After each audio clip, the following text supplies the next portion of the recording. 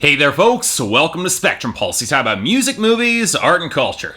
And today we're going to be talking about the newest album from Jason Derulo, titled Everything Is 4. I remember back when I reviewed Tattoos, Jason Derulo's last record way back in 2013 when I first starting this channel. I remember being flabbergasted by some of the choices he made on display. I was barely able to coherently articulate what the hell Jason Derulo was trying to do, with one foot in Bobby Brown-esque R&B and the other in his typical brand of overly slick dance pop. I remember thinking, this couldn't possibly be a hit. I mean, sure, The Other Side was a fine enough opening single, pretty generic, but there was no way in hell that any record executive would release singles like Talk Dirty to mainstream radio with lyrics as bad as they were, because no public in their right mind would let him get away with songs as asinine as Trumpets, right? And they sure as hell wouldn't let him re-release the album with singles like Wiggle, right? In hindsight, the more I've covered the Billboard Hot 100, the less I've had any real faith in the listening public. But 2014 was a year of success stories for Jason Derulo, to the point where songs like Talk Dirty weren't just massive hits, but were influential and have spawned rip-offs like, say, GDFR by Flo Rida, Sage Gemini, and Lucas, or Worth It by Fifth Harmony and Kid Ink. And at some level,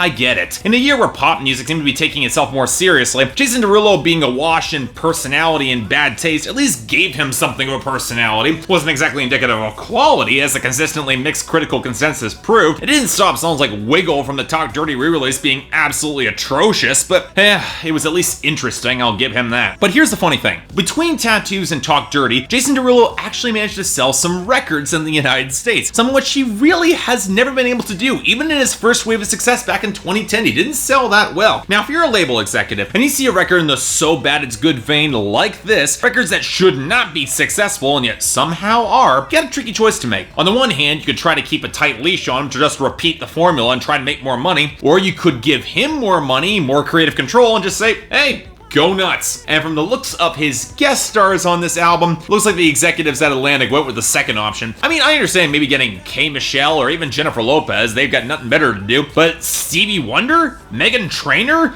Keith Urban of all people? Furthermore, not a single rap guest verse on the standard edition of this album? What the hell is Jason Derulo making with Everything Is 4? Well, here's the odd thing. On some level, Everything Is 4 by Jason Derulo doesn't exactly surprise me in the same way, because it follows a similar template and structures as Tattoos did, at least in terms of the genre hopping instrumentally, and Jason Derulo still not really impressing me or doing all that much for me as a performer. So yeah, total mess all over the place, but that doesn't really shock me in the same ways that Tattoos did, even though the details of the mess are somewhat different. What did surprise me is that, as a whole, even the bad songs are a little bit better, and the good songs are some of the best of Jason Derulo's career thus far. I'm not sure it's enough to elevate the album into anything close to real quality across the board, but it's getting close to me actually giving this album a legit recommendation somewhat, for more than just pointing and laughing, which is like what happened with Tattoos, which is honestly kind of unnerving on some level. I'm not sure I like that feeling, because let's stress this. Jason Derulo really has not improved as a presence behind the microphone, like at all. Yeah, he's got energy, he's got personality, but in terms of vocal ability, sheer chops, he's just not on the same level as an Usher or Trey Songz or Chris Brown. At least he knows better than to try rapping, a lesson Chris Brown still hasn't learned. But listen closely enough and you can hear the multi-tracking and pitch correction trying desperately to prop up a voice that barely has the control to not break on him. Hell,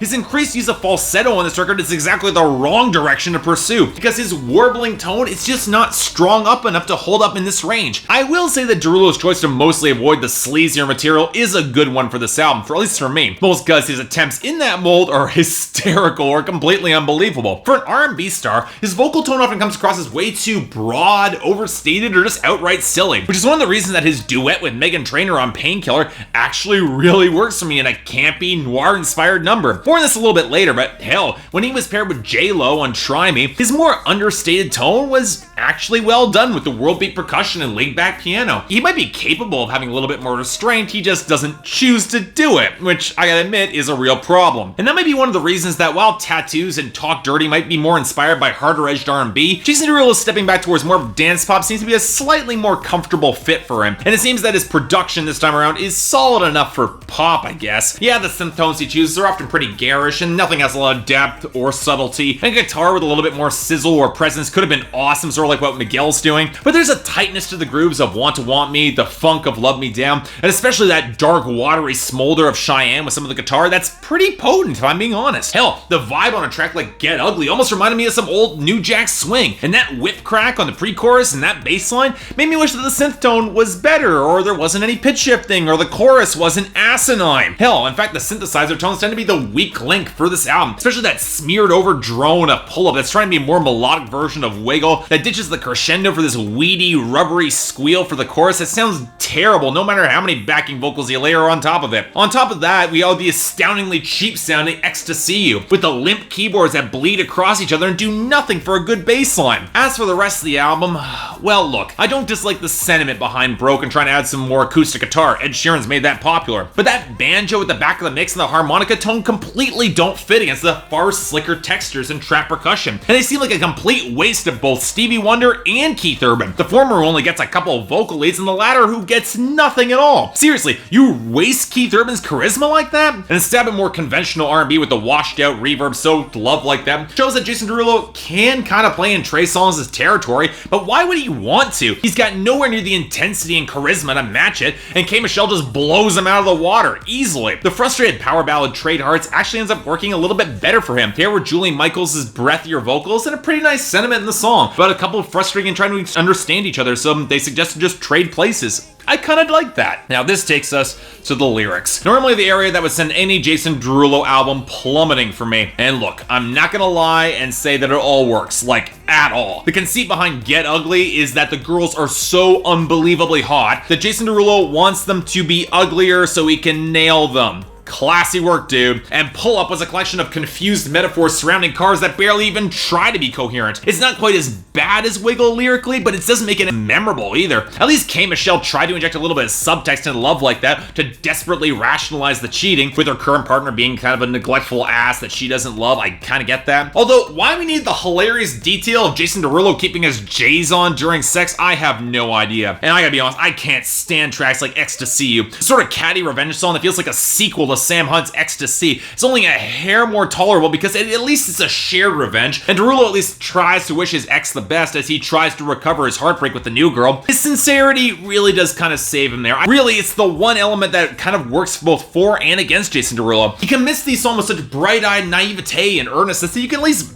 buy that he believes these songs. It's one of the other reasons that the sour tone of Broke just doesn't work for me. Yeah, the girl's a gold digger and you're questioning her fidelity if he was broke, but wouldn't he be better off moving on if she was only ever after the money in the first place? Why commit to it in that same way? On the other hand, it's the exact reason why more straightforward love songs like Try Me and especially Painkiller work so damn well for me. In fact, I'll say it.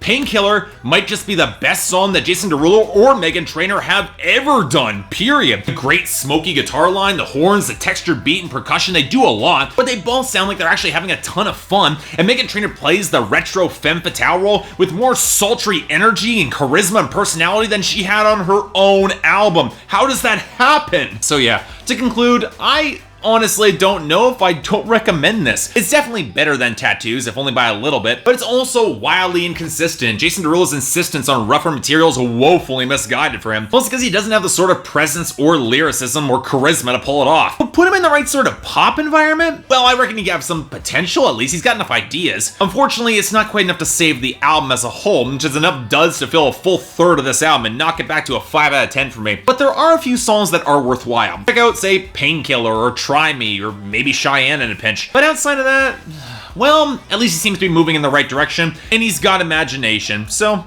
I'll give him that. So yeah, thanks a lot for watching. If you'd like to like and subscribe, I'd be more than grateful. Anything else I might be able to do to improve my presentation, or any other albums coming out that you want me to take a look at, more than happy to give them a listen. Until then, I'm Mark, you're watching Spectrum Pulse, and I'll see you next time.